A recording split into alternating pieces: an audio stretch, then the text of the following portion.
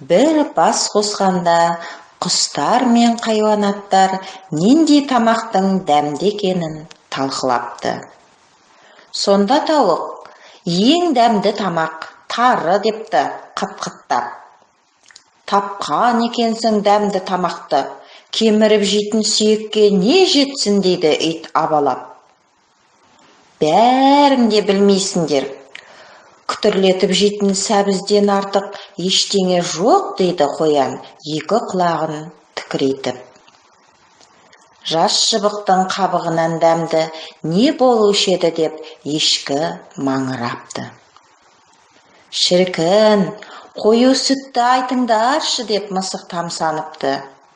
Сөйтіп, әркім өзі сүйетін тағамды мақтап, қызыл кеңірдек болысып, бәтуаға келді.